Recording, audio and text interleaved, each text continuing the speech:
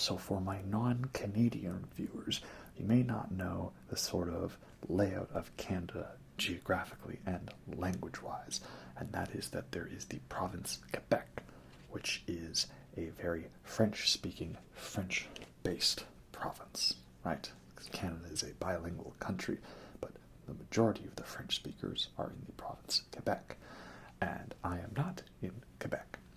And then for those of you who don't know, there is a bit of a sort of rivalry between the French Canadians and the non-French Canadians, to the point where Quebec has its own political party, the Bloc Québécois, and they even at one point had a referendum to separate Quebec from the rest of Canada. And it nearly passed with like 49% support, right? So there's always been a bit of a, fun sort of rivalry in that way. But as a non-French Canadian, I don't want to hate on Quebec or French Canadians. One reason is that one of my favorite bands, Voivod, is French Canadian. These guys are really awesome if you like science fiction inspired thrash metal. They've been around since the 80s and they're still going strong. I think they're working on a new album right now. So if that appeals to you, then check these guys out. And the other reason we can't hate on French Canadians is because, well, the person we're going to talk about today, one of the current greatest filmmakers of our time, this is going to be a video talking about all of the films of Denis Villeneuve. It's not Denis Villeneuve. No, I'm sorry.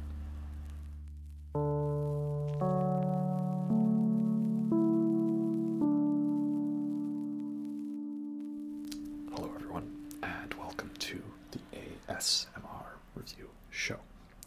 So, as stated, today we will be talking about the films of the wonderful director, one of the best ones working in the business today, that is Denis Villeneuve. And I hope that I'm pronouncing it properly. It's not Dennis, it's Denis, right? In interviews, he's like, "Hello, it's Denis. Thank you for watching my movie." Right? So, yeah, French Canadian, right? Not French Canadian, but I just like to make jokes. It's a Canadian thing, you wouldn't understand. So, it's also getting to be the winter season coming up soon. And of course, as we know, all of Canada is a complete frozen wasteland, as you can hear right now. It's just, storms and wind and snow and constantly all the time, right? So now we've got the wonderful winter beers coming out, like this Black Tusk Chocolate Ale from Whistler Brewing. Oh, it's one of my favorite things about winter is, yes, we lose the great Whistler summer beers, like there's no grapefruit ale. It's one of my favorite beers by them, and as you can see, I am a fan. But we do get the nice chocolatey beers, and this is a real good one. And it's got like a lactose to it, like a chocolate flavor, I think. Water, barley, hops, yeast, chocolate flavor. Oh, maybe not. Maybe it's not lactose. I just know that they have one that's like a regular Black Tusk. It's not chocolate. That one's good, but like, this is where it's at. It's like drinking an alcoholic milkshake. I drink your milkshake. I drink it up. No, we're not talking about Paul Thomas Anderson, though I am considering making a video similar to this one on Paul Thomas Anderson's films, because he's got another movie coming out soon, Licorice Pizza, and that looks really good. And There Will Be Blood is one of my favorite movies, so stay tuned. That might be one. But enough about the what ifs. Let's get on to the nows, the who's it's, the what's it's, the what's going on. And at this moment, we're talking about Denis Villeneuve. So, a French-Canadian director, as previously stated, and definitely one who I think perhaps took a little bit to get to his style of filmmaking, but like once he hit it and found his stride, like, you know, that's it. That's the stuff. That's what I'm talking about. So this won't be a ranking video. I'm not the greatest at ranking things or, you know, tier lists and all that stuff, especially with Denis Villeneuve's films, because he has so many that are top tier. And I've seen other people's rankings of his films, and it's very interesting how, like, somebody can put a film at their number one, and then in somebody else's list, that number one is their number six. And yet both are correct options, because then that other list, they put something else in number one, and it's like, well, that's the correct answer also. So yeah, it's tough for me to rank on them and stuff like that.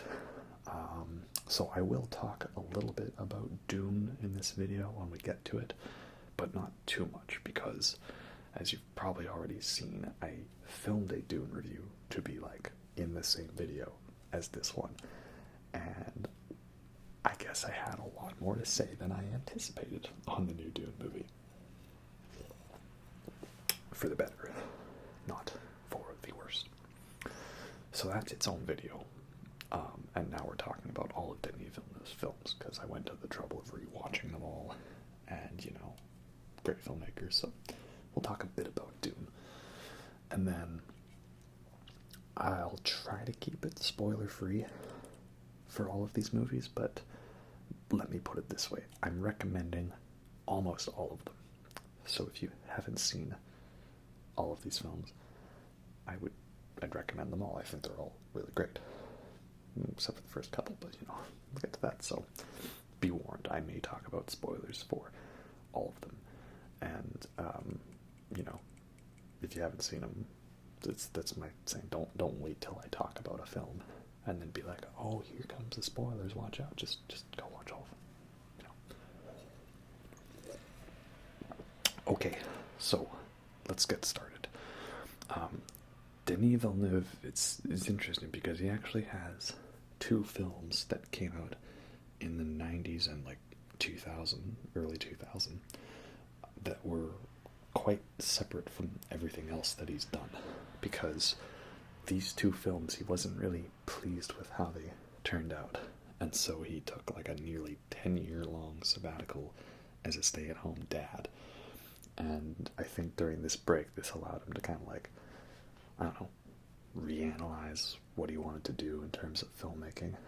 And then he did a comeback nearly 10 years later, and then he's been consistent with filmmaking ever since. So these first two ones, they kind of get lumped together in that they are quite similar, and, you know, they're a little hard to find, not really talked about. I've seen people where they say, I'm ranking all of Denis Villeneuve's films, and then they don't talk about these two, right?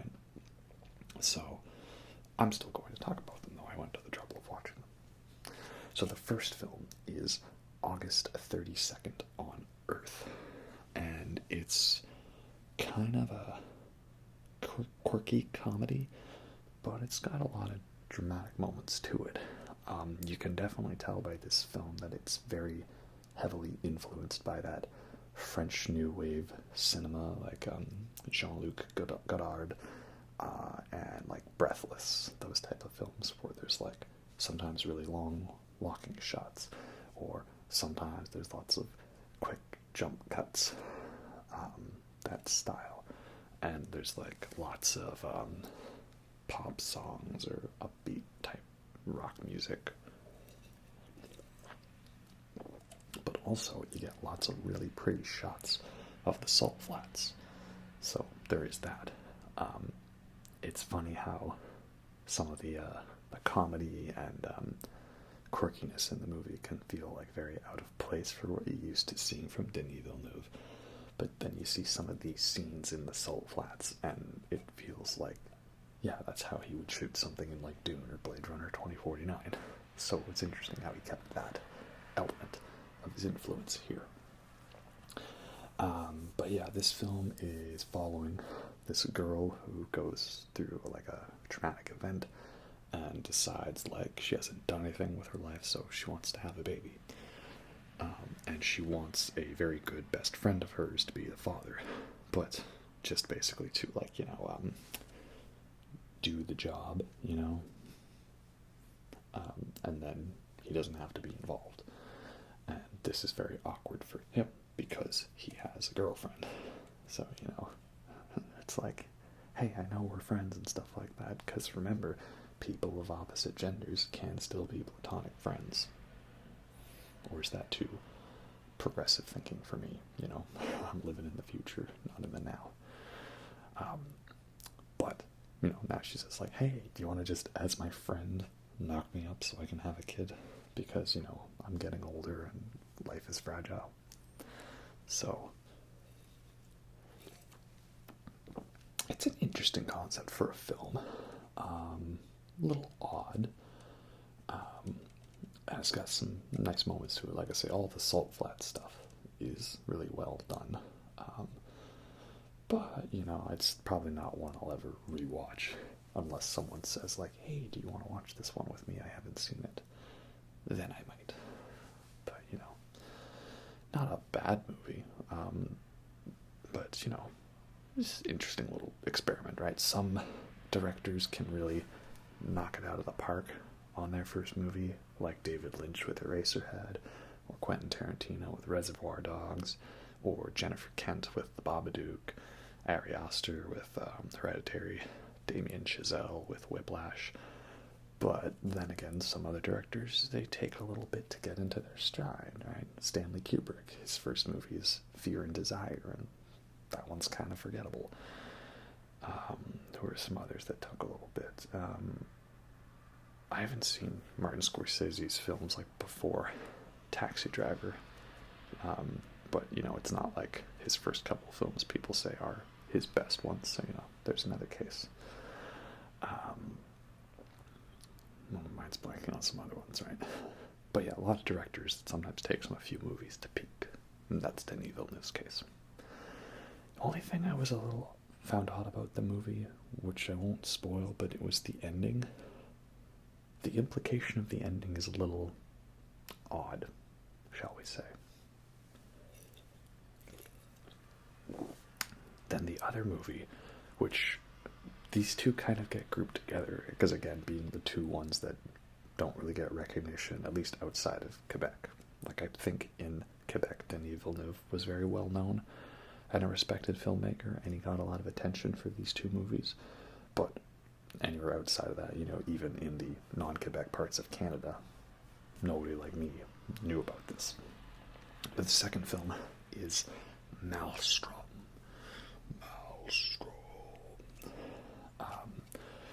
This film is even stranger than August 32nd on Earth.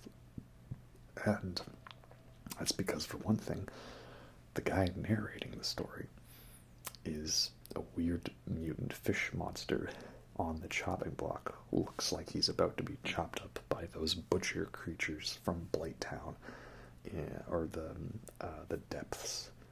In Dark Souls, right? Of course, I'm referencing Dark Souls. I reference Dark Souls almost as much as I reference Alien. In Dark Souls, when you go into the depths and you're about to get to Blighttown, there's that bit where there's those butchers wearing the bags over the head, like a combination of Leatherface and the bag-wearing guy from Resident Evil 4, the chainsaw dude. It's like them. That's what this thing in Maelstrom looks like. But this was before Dark Souls and before Resident Evil 4, but it was after Texas Chainsaw Massacre. So anyway, some big dude, he's chopping up this fish on a chopping block, and the fish is like in a very French accent, like, my time is limited, I do not have much left to tell you, but there's a thing you must know, a story. I'm sorry, my French is like, it's like Lumiere from Beauty and the Beast.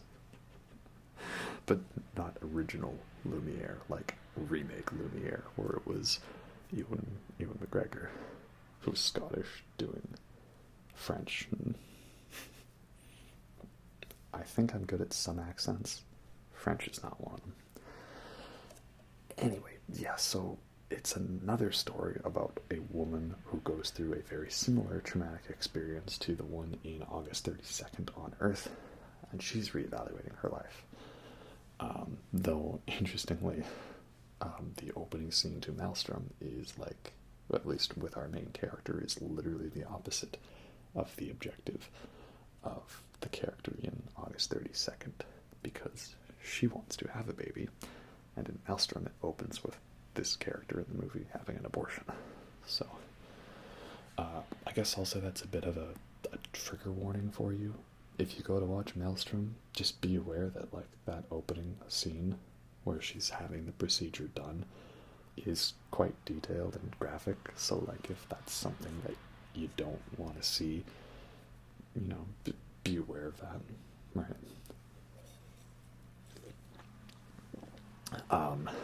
But yeah, so she's like a fashion model or something, and it's a very odd movie.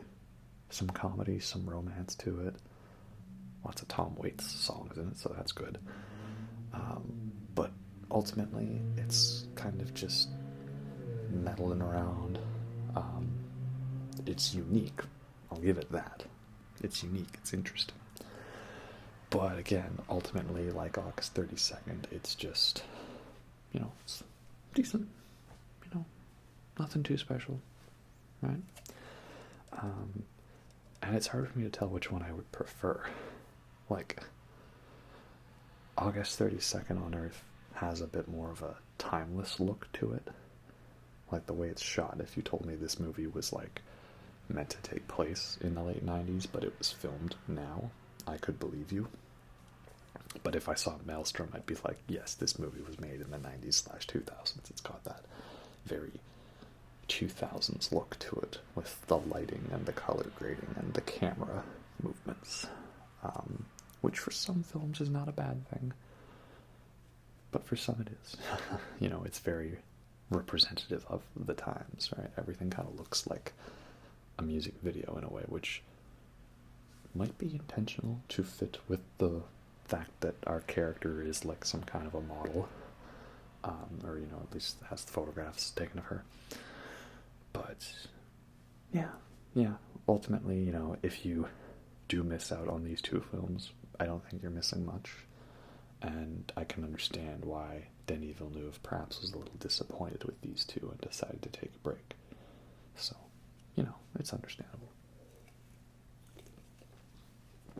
But the break was all worth it, because nearly 10 years later, he bursts back onto the scene with Polytechnique in 2009. And oh wow, what a shift in tone from these first films and style. Like, honestly, it like seems like it's a completely different director at this point. You can make those comparisons between these films, but also if you told me like those two were made by somebody else, I would believe you, because man, Polytechnique is so good, and it just really hits you emotionally. And the best part is that it's only uphill from here on out. So we've passed the awkward opening bit, and now we're getting into just gold all the way for the rest of this video. So Polytechnique is a dramatization of a real-life event. Again, this is another potentially triggering topic to talk about, and this is based off of a school shooting. Specifically, this is the real-life event, the L'École Polytechnique massacre in the late 80s, which is a like university, like engineering type university college in Quebec, Polytechnique. So this is a real life event where this guy had it in his headspace that he wasn't getting ahead in the world because the feminists were ruining everything for him, and therefore he decided the best solution was to kill a bunch of them and kill himself.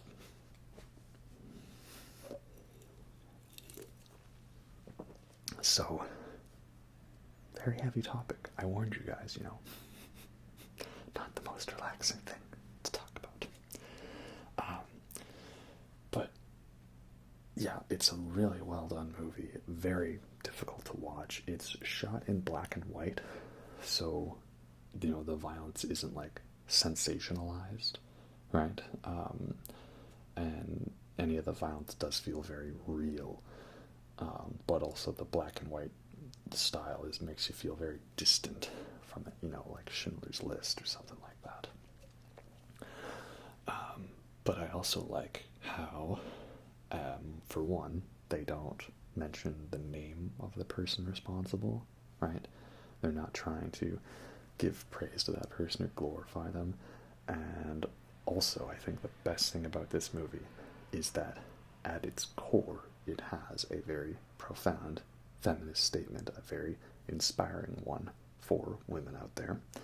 So I think it's like the ultimate insult to this horrible person, the ultimate way to say screw you, by basically taking that horrifying event you created and turning it and then giving it a very profound, uplifting feminist message, empowering to it.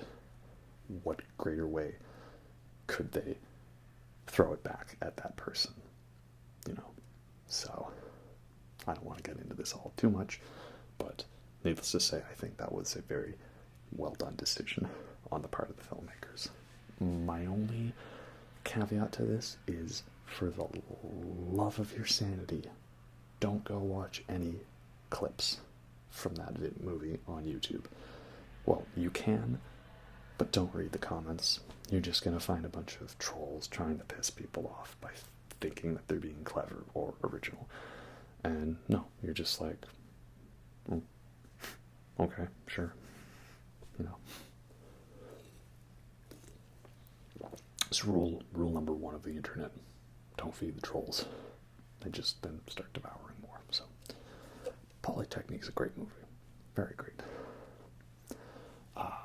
Next film after Polytechnique, which was only 1 year later, like this is where Denis Villeneuve just like goes into overdrive, pumping out film after film. This is Incendies, right? Not Incendies, but it's Incendies, which is like for fire, or like incendiary, something like that. This one is another very heavy film. Again, like this, a lot of these films got some pretty heavy themes to them, pretty intense movies, and that's the thing I like about Denis Villeneuve. Like, the violence in his films it's not sensationalized. It feels pretty real and brutal, and it's not flashy, right?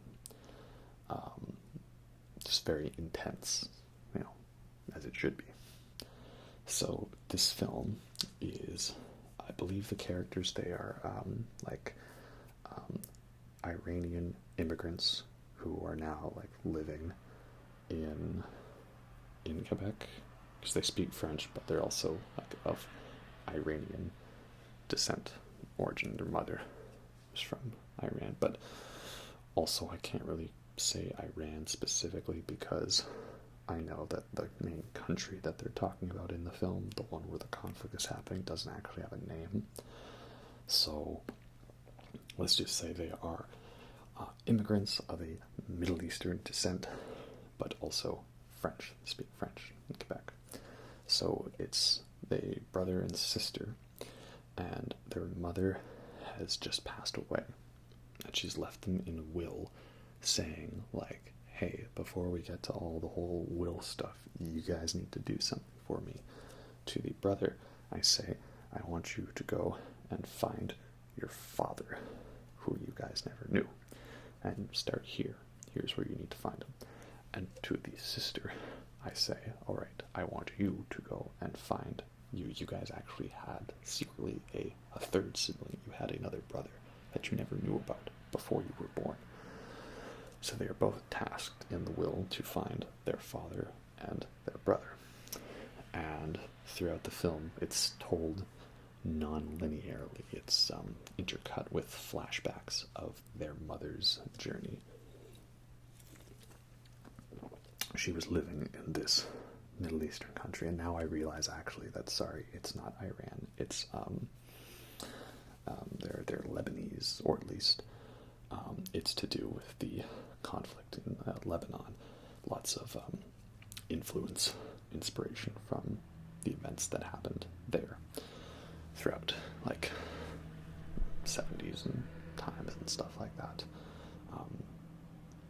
I'm not so well versed on that, so I'm not going to go trying to think that I know more than I know. Right. Anyway, Lebanon, yes. That's the influence for this.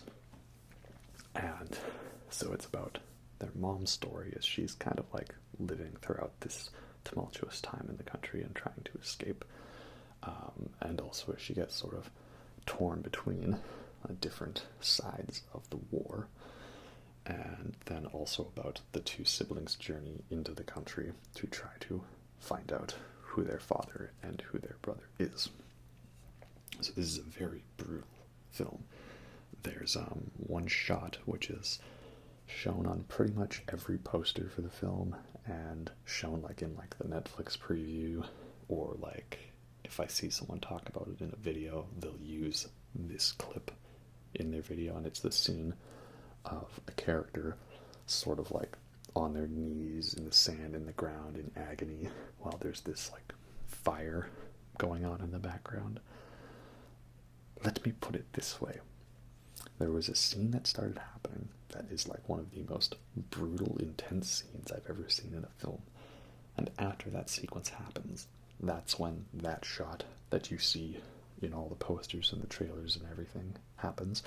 And that's when I knew, oh, so that's why they're using this shot.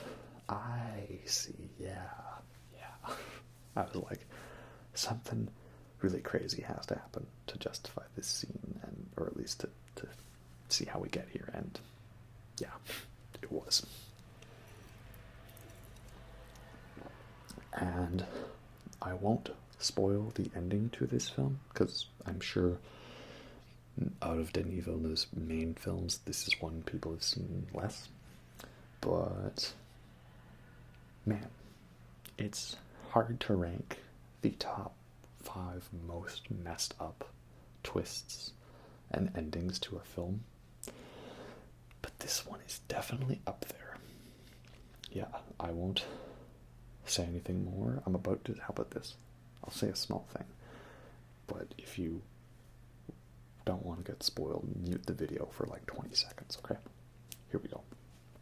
The ending to this movie is like hearing the story of Oedipus, you know, that Greek tragedy. It's like hearing that and thinking, yes, that was messed up, but how could we make it more messed up?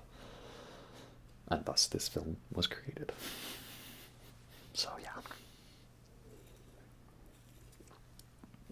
But again, though, this one is really, really good. Also, just a very hard to watch film. I've only seen it once, and I don't know if I'll ever watch it again. And perhaps that is a compliment in this movie's favor. So yeah, I might not watch it as much as Polytechnique, but it probably is the better film. So again, we've only gotten better as time has gone on. Next film, well, it's hard to say which one of these films counts as next, because the next 2 films, one of them was filmed first, but then it was released after. But they both count as 2013 movies, so I'll go in order of release date, shall we? The next movie is 2013's Prisoners, and this is the first Denis Villeneuve film I saw, and the one that probably put him on the map for most people. Because like August 32nd and Maelstrom, not really too popular outside of Quebec. Polytechnique, it won a whole bunch of like French cinema awards and Canadian awards, but I don't think it got much recognition outside of like Canada at least. And Incendies, I know that was up for an Oscar for Best Foreign Film. It didn't win. And it's funny because I actually remember watching the 2010 Oscars because I was hoping for, you know, a certain 2010 film to win everything. Black Swan, one of my favorites. It didn't. So I would have seen like that film in the category then, but I just didn't know anything about it. But Prisoners, that's the one that put Denis Villeneuve on the map, I think, for pretty much every like cinephile out there, or just anyone who just really enjoys a good movie, like myself. So yeah, I heard about this one, and it was like, oh, it's this like dark movie about like these two young girls that get kidnapped during Thanksgiving, and like their fathers are trying to find them, and they're resorting to pretty harsh interrogation torture techniques, right?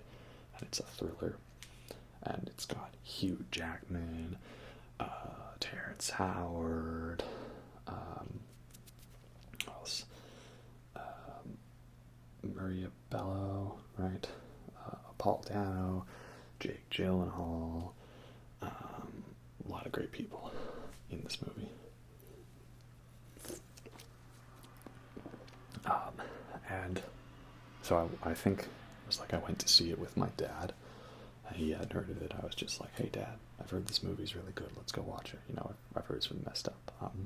Him and I, we watch a lot of messed up movies together. Like, it's always a thing, like, you know, like, don't watch these movies with your parents.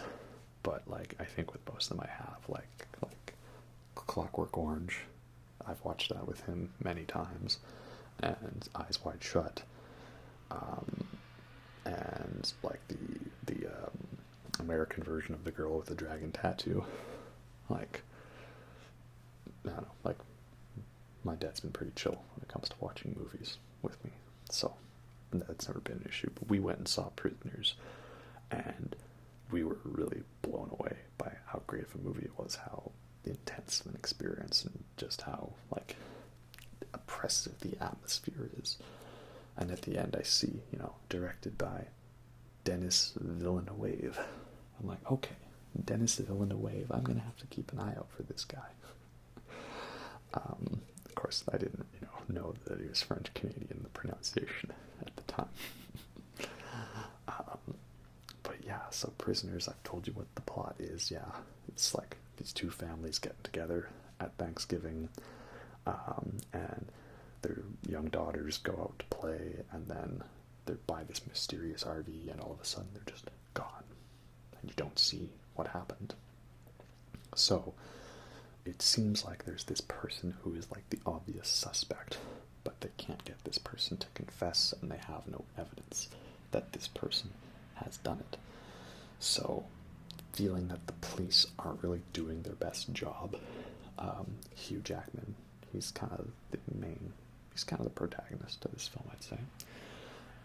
He takes matters into his own hands, because he's like this very like hardcore tough, like, you know, like, ooh, like, you know, bad things are gonna happen in this world, and we're like preppers. I've got a basement full of all these supplies for if like the power goes out, supply chains go down. We've got fuel and gasoline and supplies, and we're gonna be ready for the judgment day. All right. He starts taking matters into his own hands regarding this case, and Jake Gyllenhaal, he plays Detective Loki, and he's great in this movie. So well done.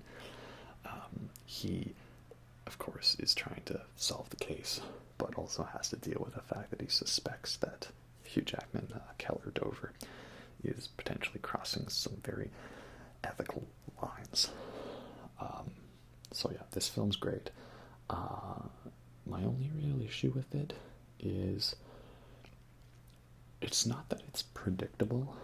I just feel like if you really focus and start thinking about it, you can figure out the twists and turns, and you can kind of call what's going to happen.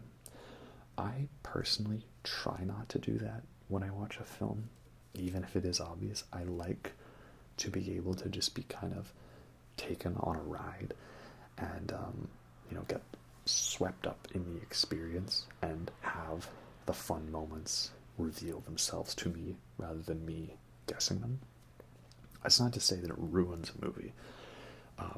Of course, Back to the Future is one of like the most classic 80s movies, and I remember the first time I watched it basically being like, that's gonna happen. That's gonna happen. That's gonna happen. With like no necessarily foreshadowing of certain events. And I was calling every point in the movie as it happened. And I still love that movie. It's still one of my favorites, of course, because it's Back to the Future. So predictability and calling twists doesn't make a movie bad. But it could be a negative for some people, right? I know a few people who actually like walked out of this movie in theaters because they were just like not into it, right? Like, what? You walked out of this movie, but it's so good. And it just goes to show that like some people have this as their favorite Denis Villeneuve film, and I don't think this would make my top 3, maybe even not even my top 5 of his. But you know, that just goes to show. Could be because this is another one like Incendies, where because it deals in such heavy, dark themes and moments, that's not one you're necessarily going to be like, all right, gang, let's get together and pop in Prisoners. Let's watch that one. Right. This is also Denis Villeneuve's first collab with cinematographer Roger Deakins, who is, of course, one of the best cinematographers out there. His style for shooting movies is just... oh. And he didn't win an Oscar for this one. Shame. Though, to be fair, that's because I'm pretty sure 2013 was the same year as Gravity. And, you know, Chivo, right? Emmanuel Lubezki. Like, I just can't top him. Right? But don't worry, Deakins. We got you your Oscar eventually in another movie we'll talk about soon. So yeah, Prisoners is also great. Probably better than Incendies. That brings us to the other 2013 Denis Villeneuve film, which is Enemy. And this is one that I avoided seeing for a long time because it has photorealistic giant CG spiders in it. And I wouldn't consider myself like arachnophobic, but I'm not the biggest fan of spiders, especially ones that might potentially jump scare you in a movie. That's not something I want. Right? And I didn't know, like, you know, how intense of a film it was going to be, or how prevalent these giant spiders were going to be in the film. Actually, not much. Probably adds up to like less than a minute of screen time out of a 90-minute movie, or approximately. But yeah, this is the movie with 2 Jake Gyllenhaals and giant spiders. So that's what I use to sell this movie. If that interests you, then you should go watch the movie. This one, I think it's underrated for Denis Villeneuve, because I really like this one and I watch it a lot. But most people would probably prefer stuff like Prisoners or Incendies.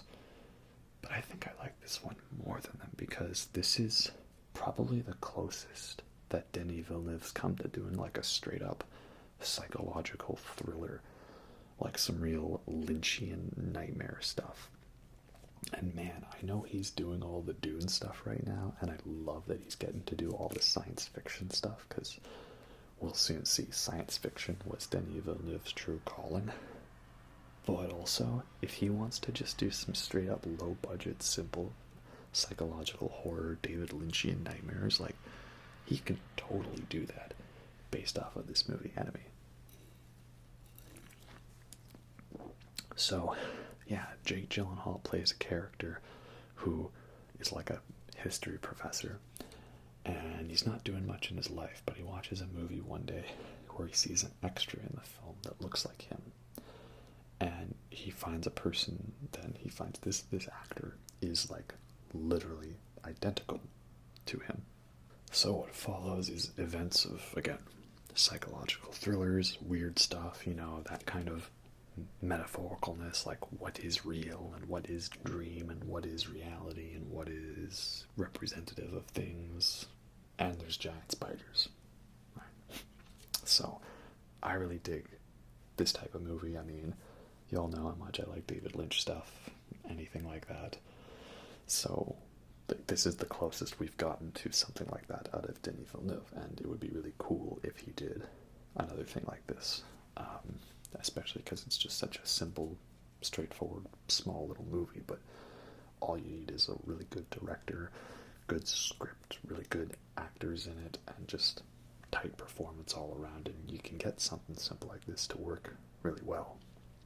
I love the color grading in this movie. It's like a very sick look to it. Everything is like this, like sickly yellow, a very uneasy feeling. If you got to do a color grade to a movie, right, do something that like works really well with the theme, and works well with the style. And I'm not always a fan of over-the-top color grading, but here in Enemy, it's very unique. It really stands out. I can just like see the hazy yellow filter in my mind.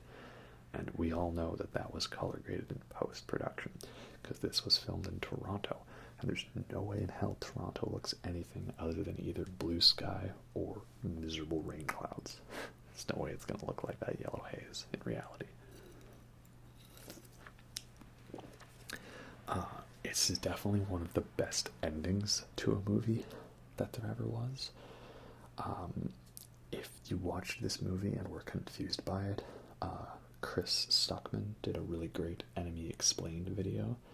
I think that really helps you understand what the movie's all about, and it's really fun when you see all the pieces fit together. Also, everyone talks about the ending to the film as being a great scene, and it is. It's one of my favorite endings to a film, definitely. But another one of my favorite scenes in the film that I don't think gets talked about as much, this is a mild spoiler, just be warned. It's the two Jake Gyllenhaals have kind of, established that they know about each other, and we cut to like this shot of a really long hallway, and there's a figure at the end of it, and that figure starts walking towards us, but what's odd is the camera's upside down, like the hallway's inverted, so it's like the person's walking on the ceiling. And as they walk forward, we can see kind of from the walk, like, oh, okay, this is like some like very attractive looking woman, nice and thick, and she walks a little more forward, and we see she's naked. And we're like, okay, all right, where's this going? And then she walks further, and we see, wait, what's wrong with her face? And then as she steps further into the light, we see she's got like a spider head. It's like the opposite of Quelaag from Dark Souls. It's not a human with a spider bottom. It's a spider head with a human bottom. And as she walks past the camera, and the camera pans, and then we see Jake Gyllenhaal there, as he kind of looks odd and confused, and then it like cuts really abruptly off. And I love that, because it's just such a great dream thing. You're just kind of thrown into this scenario. You don't know how you got there. You see a weird, odd image, some nightmare fuel, and then also the camera kind of starts off as first person, but then pans to become third person. Like, I don't know what your guys' dreams are like, but that's definitely something I feel I've experienced, where like you're living it in first person, but somehow you can also watch it occur in third person. So that's one of my favorite moments in the movie, apart from the ending. But man, what a great ending, what a great one. I would love to be able to show that one at a movie night with people not knowing what's going on, and watch them freak out at the end. That'd be really great. So yeah, Enemy is, of the Denis Villeneuve films I've talked about so far, probably my favorite one out of these. But next up, we're getting into the real heavy hitters now. So the next film to talk about is the 2015 crime thriller type movie, which is Sicario. Sicario translates to Hitman, and this film is like about the FBI, right? FBI, open up. It's basically like that, but that's a movie. And they're trying to take down the drug cartel in Mexico. In what is it, in Juarez? Yeah, Juarez. That's where it is. And so yeah, it's like a political thriller, but it's got some action moments to it. A suspense movie, and also kind of, a critique of the whole drug war, back and forth, war on drugs type thing going on. So Emily Blunt is in it. She's the main sort of character as FBI agent who gets asked to tag along in helping with this mission put on by Josh Brolin and Benicio del Toro. And Benicio del Toro, man, he is so good in this movie. He's definitely an underrated actor. And it's crazy to think that, like, you can't really see it, but I've got a little Fear and Loathing in Las Vegas poster up there. It's crazy to think that Benicio del Toro, his attorney, right? My Wolfman attorney, just like, my music, one by Rabbit Peaks, I want you to throw that tape in the tub. It's crazy to think he'd go from that to like this stone cold killer walking around going, get out of the car. Raise your gun, get out of the car. Oh, so terrifying in this movie. This is also another collaboration with cinematographer Roger Deakins, so the movie looks great.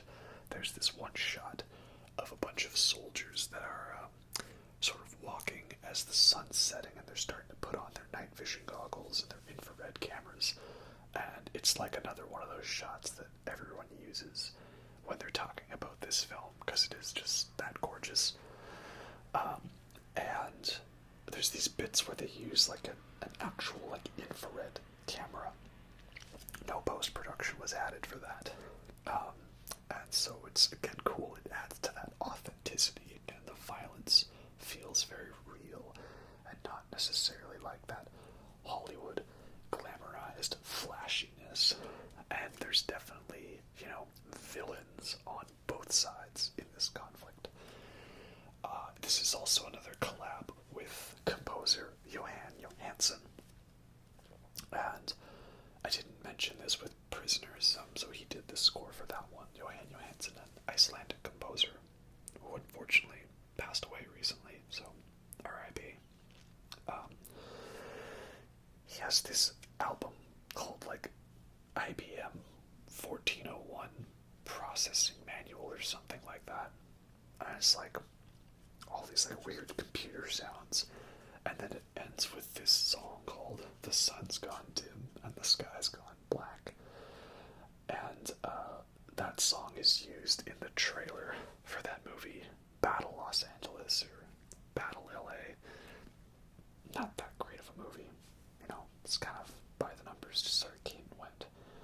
But everyone can agree that the trailer for that movie was one of the best, right? It's got that song in it. That song was by Johan Johansson, so it was really cool then that when I saw Prisoners, I was like, oh hey, it's that person I know from that song, and they did a good score in Prisoners, and they have a really great score in Sicario, a very much like a Jaws type of score, just very suspenseful. It's not like that Hans Zimmer hard-hitting wham.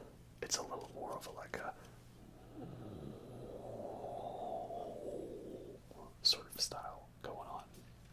So really great score for this one.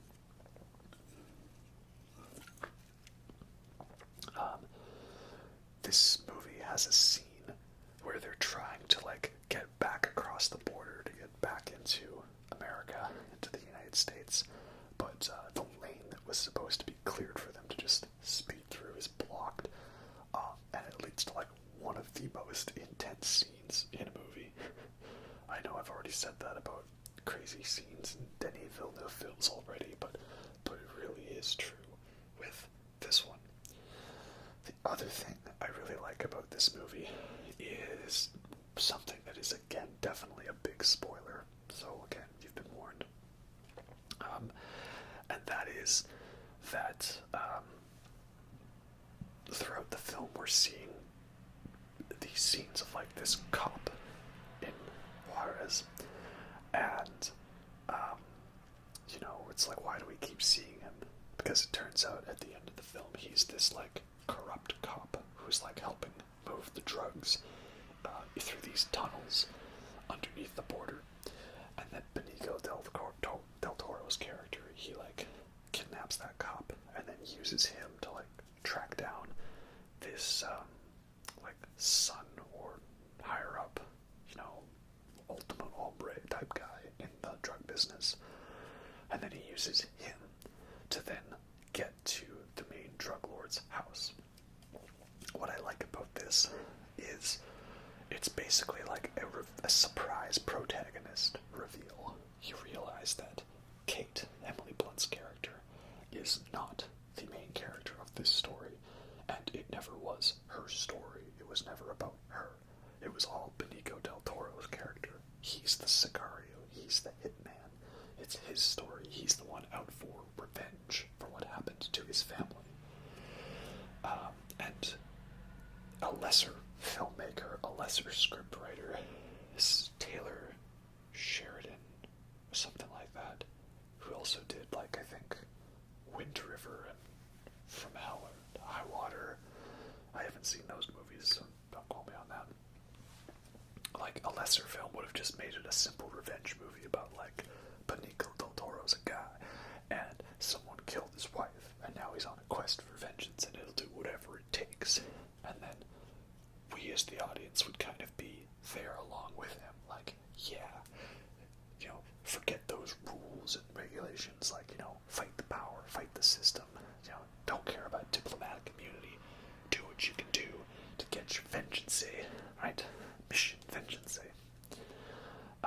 But because we focus on Kate as the main character, we're with her.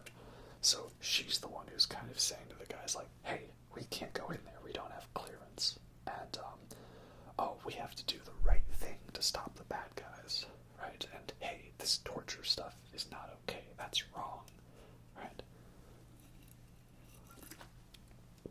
So we empathize with her, and so then it all gets flipped on its head when Benicio del Toro comes up as the main character and goes on his quest. It's a lot more interesting, I think, in that way. That's what I think makes this film unique. And that final scene at the dinner table. Oh, it's funny, you watch that scene on YouTube, and it's like 3 minutes, 4 minutes max. I'm like, wow, I'm pretty sure this scene lasted an hour the first time I watched it. Like, man, that was crazy.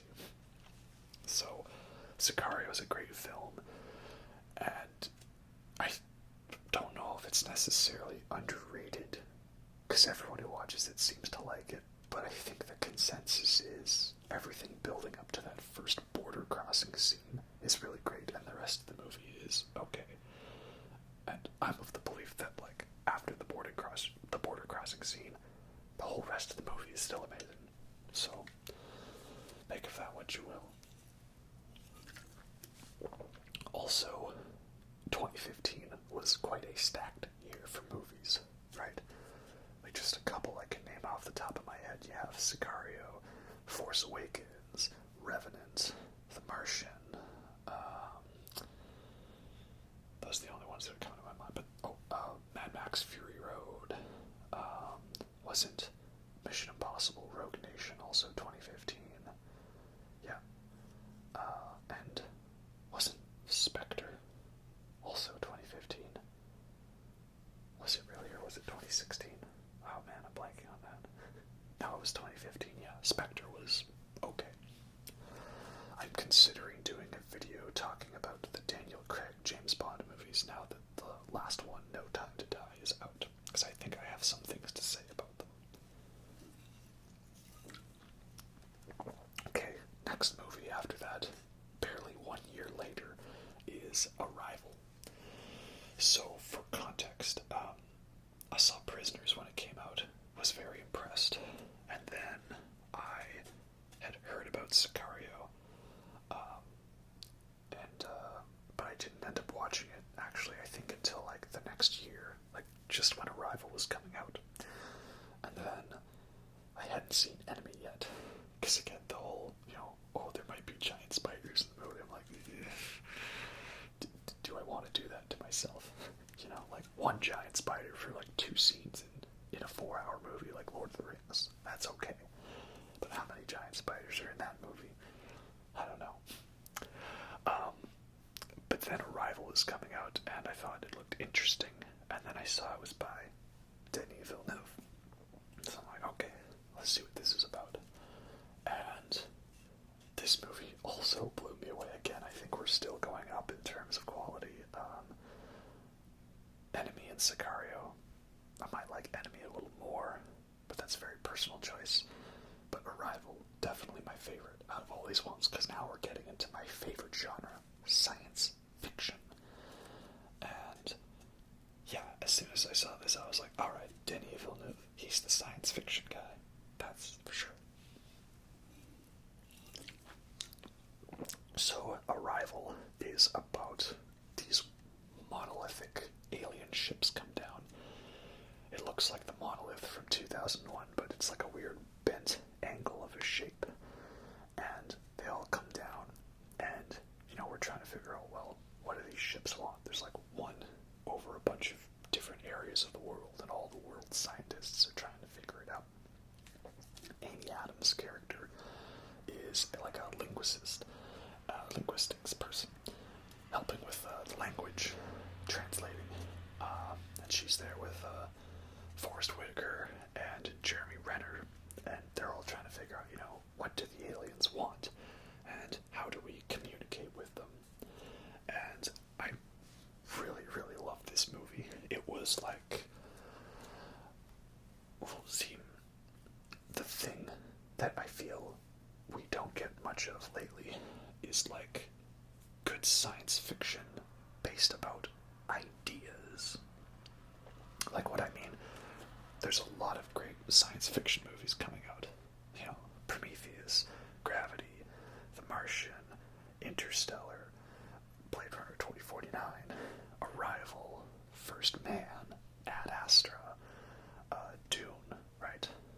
Tons of great science fiction movies. Annihilation, Ex Machina. There's another 2015 movie, Ex Machina. Tons of great science fiction movies coming out over the last decade. But not all of them are like about an idea or a concept. Like, what if this? That's what I like about science fiction, the what ifs. It's not just about lasers and explosions or alien monsters, as much as I love those films, and as much as I like the science fantasy of Star Wars. I like science fiction that's about, like, trying to communicate with aliens. Or think of so many episodes of Star Trek, especially Next Gen. Star Trek Next Generation, of course. Fantastic show. You watch the movies, and that's usually about, Stardate number 1. There's this person of interest, and they want to build a doomsday device to destroy a planet or take over the world, or they want to wipe out this race of sentient beings or something, right? That's Star Trek movies. But Star Trek Next Gen is like, we've entered this weird energy field, and we have to find a way to get out of it. Or, we came across this weird hotel in the middle of a void of space, and how do we communicate with our ship, and how do we get out of the hotel? Like, even the bad Next Gen episodes, maybe not the bad Season 1 episodes, because some of those are pretty bad, but they've got like a fun concept and an idea to it, right? And like a cool world. So I like Arrival. Feels very a new update of an old school thing. Something like Day the Earth Stood Still. Like, there's aliens, and how do we talk to them? And it's detailing the process of language and, mathematics and how we figure out how we talk to these aliens. And of course, I was getting 2001: A Space Odyssey vibes through the whole movie. That scene where they first go up into the alien ship. Total, like, them on the moon, walking to see the monolith.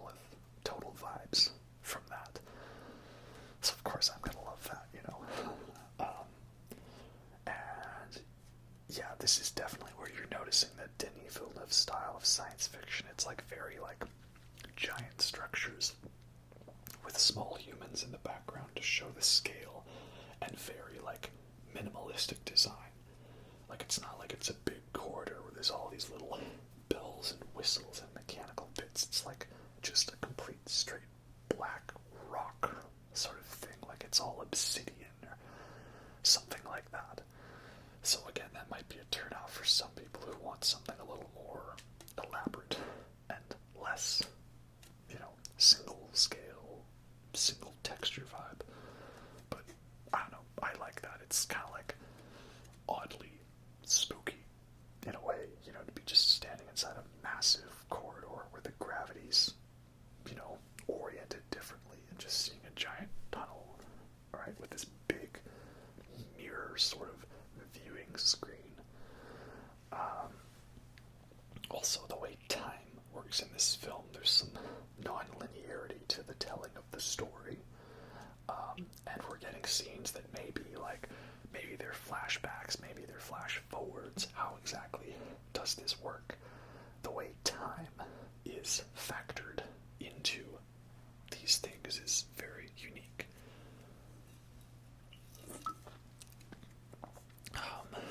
And again, I might get into some spoilers here, but I love the whole idea that these aliens can perceive time on a different dimension of us, and so they are here to help us, because in the future we need to help them.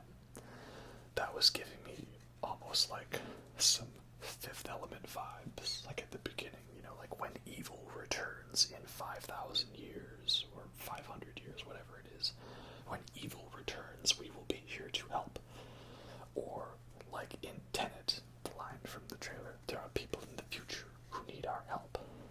That's kind of interesting, like the future has to send stuff to the past, because we have to figure out something now that they aren't able to figure out in their time, and we have to send it forward in time for them. So it's not a movie I've watched much, so I don't think it's my favorite of Denis Villeneuve's films, because some of them I've watched more, but that could be because it's just so great and I know every part of it that I don't need to rewatch it, But yeah, I watched Arrival, I really loved it, and the ending of the movie is gonna sneak some surprise feels in there. Like, you think the movie's wrapping up, and then boom, turns the waterworks on right as you're about to walk out of the theater. So yeah, really great one. And then this was at the time, late 2016, that they were announcing that there was going to be a Blade Runner sequel. I was like, really? Blade Runner sequel? Do we need that? And I was like, a little iffy on that.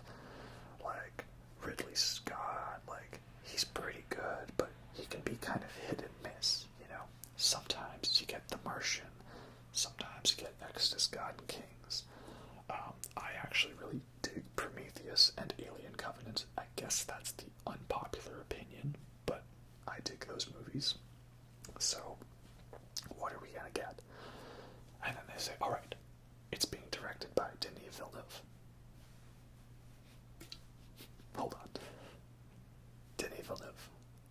This guy who just made Prisoners, Enemies, Sicario, and he showed he can do really good sci-fi with Arrival. He's gonna make the Blade Runner sequel. I'm 100% on board for this. And so yeah, that brings us to 2017's Blade Runner 2049. Which is a movie that I actually did a review of. I went and saw it in IMAX the day it came out, and I sat down that night to make a review. And I do kind of actually regret that review, I admit. Well, I'm out. Because, if you're one of the people that was with me back in 2017, and you're still here now, I think the problem with Blade Runner 2049 I had at the time, after the first watch, is I watched it for what I wanted it to be, not for what it was. So, enjoyed the magical visual effects, the fantastic cinematography, the tremendously well done score, and the direction. I didn't really care at the time for the story or the writing, or I loved all the philosophy bits from the first Blade Runner, and so I felt that I didn't get what I wanted, philosophically wise, out of this movie, right? Like one scene, for example, I guess I'm jumping straight into spoilers for this one, is the ending. And I was thinking the ending of Blade Runner with the whole Tears in the Rain speech, and, this whole metaphor for about, a character's trying to achieve immortality, and he realizes that passing on his knowledge and saving another life is perhaps a way to achieve immortality. That's why Roy saves Deckard at the end of the first Blade Runner. And, the whole big question of is he or isn't he a replica, which some people don't like, that's part of it. At the end of this movie, I was kind of waiting after the final fight for like some kind of real cool style monologue, and it's basically just like, alright, here you are, go see your daughter, and like, that's it. And I was like, where's the big speech, right? They play the Tears in the Rain soundtrack, where's the big speech, where's the big monologue? And I, realized that in that scene, they didn't need to put a monologue, because that scene is like, it's now tears in the snow. Tears are washed away instantly in the rain to be gone, but a tear in the snow, if only for a moment, leaves an impact, however brief. There still has been a change made, and isn't that what truly matters? So, yeah, my first review of Blade Runner is why I don't like to jump right into making a review right after I've seen a film, because you could have a very negatively swayed influence, or, I remember I saw it with another person who was absolutely tearing the film apart, and I feel like that negative influence, like, sort of infected me for a point, so in a way, every time I talk about this film, I feel I have to apologize for kind of being, like, lukewarm on it. Blade Runner 2049 is a masterpiece. It takes all the great themes and ideas from the original, it expands on them in new and interesting ways. It's, again, Denis Villeneuve and Roger Deakins together. They woke up and were like, let's just make every shot the best shot of all time. Does such a cool job of elevating the cyberpunk style world of the original Blade Runner in a new and interesting way. Again, Denis Villeneuve's style of the way he likes his science fiction might be a turnoff for some, because again, this is much more giant, monolithic, single feature structures than it is like, there's not as much of the busy city streets in this film. They are there, but they feel more stripped down than the Ridley Scott movie. That is, of course, due to a plot point about the whole blackout. And that's another thing I can say, perhaps as a critique, is they released 3 short films leading up to the film's release, and they're all really great short films. But I feel like they do contain a lot of essential information that is not necessarily communicated in the film. And it's the first one and the third one. The first one shows Jared Leto's character, Neander Wallace, kind of making a case for his new line of replicants. And without that, you kind of hear the opening text, and it's like, so replicants were bad, and they were outlawed, and they did bad things, and they had an uprising. But then Neander Wallace came along and said, hey, I have new ones, and they actually obey. And everyone was like, sure, why not? And you do see there's still opposition to replicants, police officer walks by Kay and just goes, fuck off, skin job.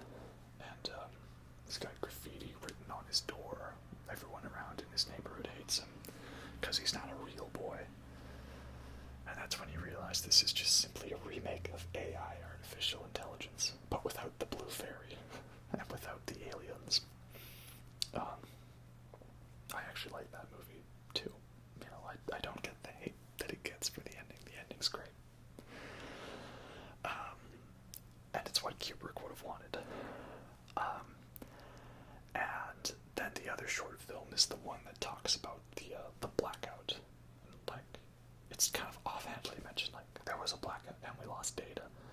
Doesn't really elaborate about these replicants rising up and launching a nuke to cause an EMP to destroy all of the replicant records, and them cutting out their eyes so they don't have the tag to identify them.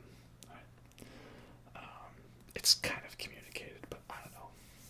I feel like it's, you know, relies on the viral marketing and the short films to expand upon it.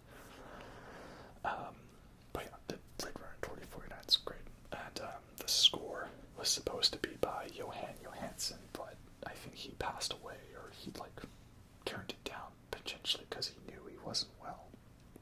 So it's by Hans Zimmer and another person whose name escapes me, but they did a really good job with this.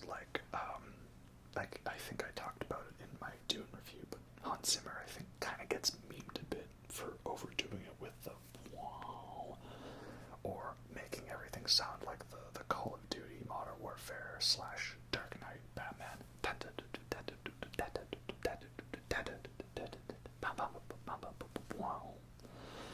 But he really does a good job of creating unique techno-type electronic sounds for this film. The soundtrack is really great. Let me put it this way. After the film came out, I was listening to the soundtrack album constantly because I wanted to see the film again, but obviously, you know, you can't go to the theater to see a film again too many times. So just while I was able to listen to any music at work or anything like that, I just would put on the soundtrack so that I could watch the film in my head. And I think that contributed to my experience of loving it. So Blade Runner 2049 is great. It's gorgeous. Well shot. Probably one of the best sequels. One where you could make the case that it might be better than the original. Though that's a pretty tough call. With this one, I'm not sure which one I prefer. It's tough to sell on that. Also, Harrison Ford totally nails it in this film. I was iffy about him, but because early 2010s, he felt kind of very phoned in, right? Especially him in Ender's Game. Sorry. But then Force Awakens, he knocked it out of the park on that one. And then I had my hopes up, and then, yeah, he nailed it in this one too. That scene where, Wallace is kind of taunting him and also taunting the audience, basically, about, you know, are you a replicant or are you not? That scene first scared me when I first watched it, because I was like, no, you're not implying that every event in the first Blade Runner was predetermined. No, you better not. But then watching it the second time, I was laughing, because I was like, they're totally messing with us now, right? He's like, did it ever occur to you that you were perhaps intentionally summoned that day to create that perfect special child? That is, if you were summoned. Like, it was all determined by the will of the Force. That is, if it was determined by the will of the Force. So he's just like, you know, yes, no. And Harrison Ford's just like, I know what's real. And there's like a long pause with a music swell, and the lighting in that room is so ominous, and there's just a big pause of nothing, right? They're basically saying, that's it. That's all you're gonna get. No more. Because the whole point is, ultimately, does it really matter if you're a replicant or not? What matters most is your actions that determine your worth. So yeah, great movie. I'm very sorry that I was lukewarm to it when it originally came out. But I apologize. And then, after Blade Runner, Denis Villeneuve was like, okay, I have done a sequel to Blade Runner, but I have always wanted to do a film adaptation of Dune. I said, oh, wait. You want to do a remake of Dune? Because some of this might be repeat from my main Dune review, but I have, at this moment, not read the books, and I've not seen the miniseries. I had only watched the 1984 David Lynch Dune, which I actually enjoy. I recognize it is not what you would refer to as a good film, but there are parts of it I like. And that first hour, when it's building up, is actually, I think, pretty well done. It's, once we get to the second half, it starts literally speed running through the plot once the Harkonnens attack. Then it just starts going like, then this character is here, and then this happened, and then this happened, and it's all too quick. And they take the whole, warning commentary on, leader figures, messiah figures, and instead basically go, screw it, he's basically white space Jesus. So, not something that I think Frank Herbert would have enjoyed. Maybe, I don't know what he had to say about the film. But hey, there's also that kick-ass Iron Maiden track. Right? So, yeah, Denis Villeneuve was like, I want to do a remake of Dune. And I said, absolutely.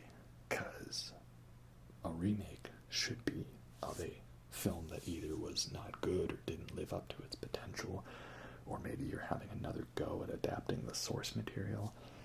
Dune would be the perfect one for that, and him with that style, like he already redid Blade Runner well, and now he wants to redo Dune.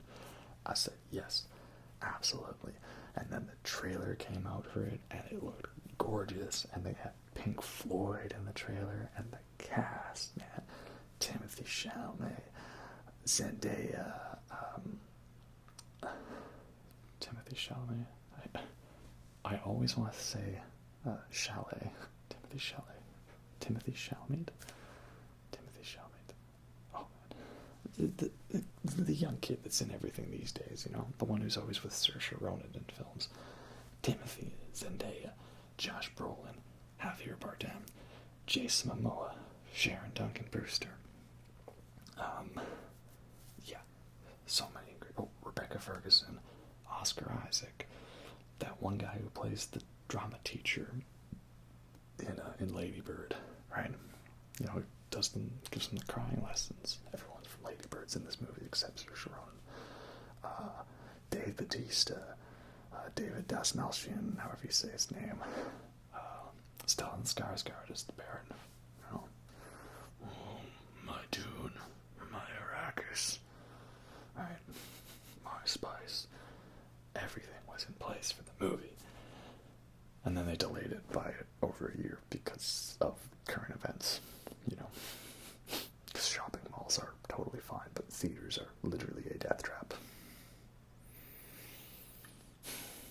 Because this is the year where basically everyone said, screw the arts and culture. Those don't matter. What matters is the economy. That's the most important thing. Even though we were all supposed to stay inside and consume arts and culture and stuff as ways to entertain ourselves, and some of us were producing arts and culture and contributing to that to entertain other people in these times. But thankfully, at least in my country, arts are being respected more, so that is good. So we finally got Dune, and how was it? Yeah, it was pretty awesome. Yeah, I loved Dune so much, and there's the full video review of it. If you want to hear more of my thoughts, please go check that out. I don't normally want to do single movies in reviews because I know not everyone wants to watch those. But I had so much to say about it, so I said, screw it, it gets its own video. Yeah, Dune is just such an experience. Everything, writing, directing, acting, soundtrack, production design. It's exactly the film that I thought it was going to be, and therefore it is amazing, because what I wanted was quite amazing. I'm so glad that part 2 is currently greenlit. I hope that that one lives up to the hype. I was not bothered by the ending to this movie because it is only part 1, but it ended exactly where I thought it was going to end when I first heard they were splitting it into 2 parts. And that's from someone who hasn't read the book, and I didn't know about all the little intricate details of the plot that was left out of the David Lynch film. So yeah, Dune's great, absolutely. Denis Villeneuve is like the science fiction director right now with his trilogy of great sci-fi films. I only hope that everything goes well for Dune Part 2. I hope that all works out.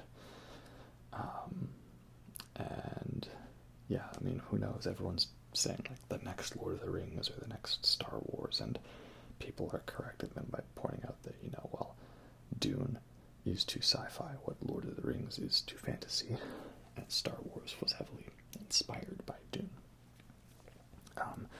But I think the point they're trying to make is this could be like the beginning of some potentially big, huge trilogy that's just like, caliber to like be that thing. Like everyone looks back on original Star Wars trilogy and original Lord of the Rings trilogy very fondly. You just watch that and you're like, you haven't aged a day. Right? Just as good as when you first watched it. Still holds up well. And I'm really hoping that if we get like a Dune trilogy, that it's along similar vibes of just that thing, we can always come back to. So, indeed, this is just the beginning. Well, that's all the Denis Villeneuve films for now. My favorite is probably Blade Runner 2049. And then after that, maybe like Arrival or Enemy, perhaps. Dune might be then followed. I mean, I do love it, but it also is only part 1, and I might have to wait for the other parts to fully judge it, It's like when The Force Awakens came out, right?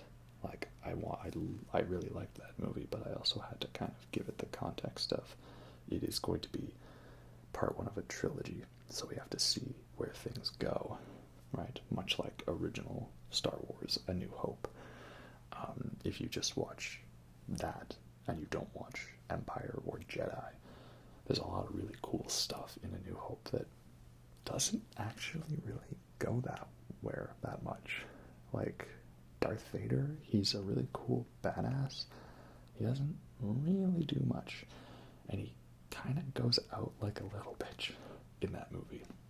It's not until Empire where he gets his own theme song, and he really is like, okay, now he's the Darth Vader badass. Now he runs the show. Right? He was only a secondary villain, really, in the first one. Or lightsabers, right?